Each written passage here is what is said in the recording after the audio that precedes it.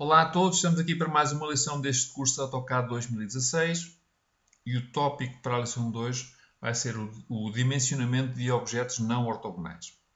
De facto, até este momento temos-nos focado mais sobre o trabalho com dimensões lineares, mas como perceberão, temos outras possibilidades e necessidades de fazer cotagem de o tipo de objetos, como arcos, círculos e mesmo em situações em que chamamos de dimensões lineares, não o que já definimos como convencional, de puxar segundo as orientações horizontais ou verticais.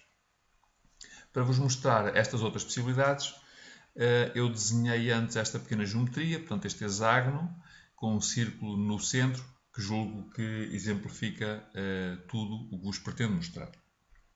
Sem mais demoras.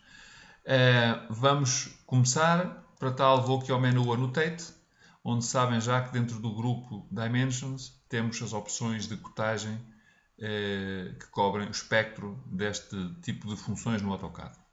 Então venho aqui à primeira função e ela chama-se Align, portanto, ou alinhado. Portanto, funciona exatamente como a função linear, onde clico um ponto, clico outro ponto e a cota vai sair alinhada com os pontos que eu selecionei.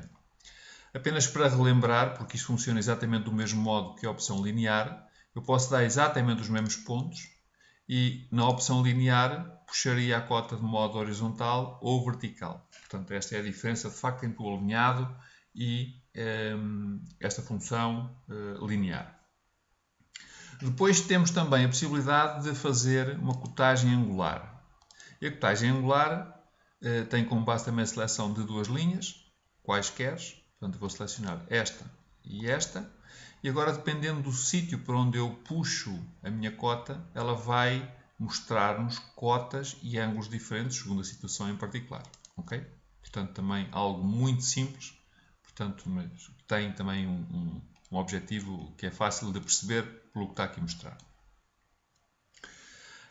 Depois temos duas funções, portanto, o raio e o diâmetro, muito similares. Portanto, onde eu seleciono um arco ou um círculo e tem este aspecto, portanto, no caso do raio, notar que a letra R que precede o valor indicado. E quando estou a cotar o interior do raio ou do círculo, aparece-me só a minha linha com a cota em cima. Quando puxo para fora, aparece a linha até ao centro. Ok? Portanto, isto acontece para o raio e para o diâmetro muito similar. Portanto, sinal do diâmetro a preceder o valor. Para dentro, só com a linha e uma seta. Para fora, indica o diâmetro completo e linhas até ao centro.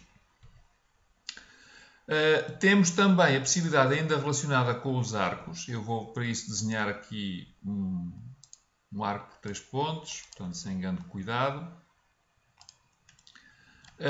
Tenho duas funções, sendo que a primeira se chama arc length, ou comprimento do arco, em que eu basicamente seleciono um arco e cota qualquer coisa como isto. Ok? Vai cotar o comprimento do arco. Notem também o símbolo à frente do valor, tanto que indica comprimento. Portanto, existe também aqui esta possibilidade. Temos também uma outra função que se chama jog, e a função jog basicamente tem uma função para dimensionar um arco ou um círculo cujo centro não esteja na área de desenho, e para tal temos esta função específica. Portanto, jog, seleciono o meu arco ou o meu círculo, vou dar aqui um ponto para o qual a cota vai apontar, vamos dizer, por exemplo, alguns aqui. E agora reparem, um clique primeiro vai permitir aumentar e posicionar a minha cota e aumentar o tamanho aqui deste símbolo de quebra, mas essencialmente para definir a posição da minha cota. E o segundo clique serve para posicionar esta simbologia para a quebra do arco. Okay? Julgo também bastante simples de usar.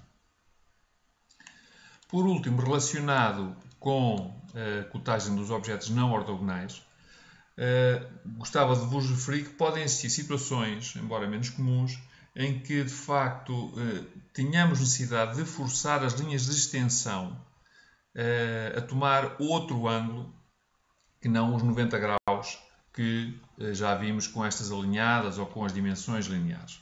E especialmente quando estamos a trabalhar com desenhos isométricos, poderemos ter necessidade de ter ângulos de 30 graus ou 60 graus em vez dos tais 90 que mencionei.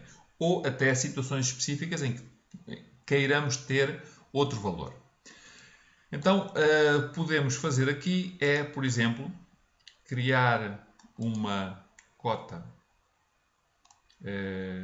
alinhada, algo assim. Portanto, e agora vou à função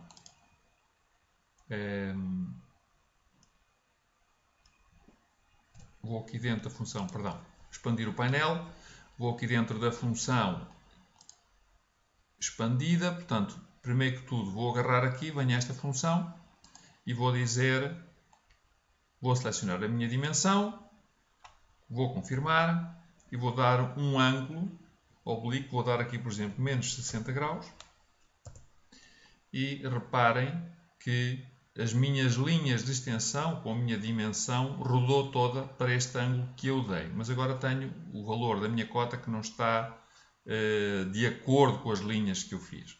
Portanto, eu vou novamente aqui dentro, desculpem, expandir o painel, vou a esta função aqui assim, que tem a ver só com a edição do texto da dimensão, seleciono novamente a minha dimensão e vou dar um ângulo de, neste caso, 30 graus, para que fique a fazer 90 com as linhas de extensão. Portanto, 30 graus. E reparem que ficou perpendicular às linhas de extensão, ficando, penso eu, bastante mais legível. Portanto, isto é uma situação particular para a cotagem, mas de facto pode ter também este interesse de terem algum arranjo gráfico um bocadinho diferente do convencional, simplesmente com as cotas lineares e com as cotas alinhadas. Portanto, é mais uma ferramenta que podem usar. Espero que tenham sido claros estes exemplos. Mais uma vez, qualquer comentário, ajuda que necessitem, podem ir ao vídeo no YouTube ou contactar-nos através do e-mail que deixamos também nos comentários ou até no próprio filme.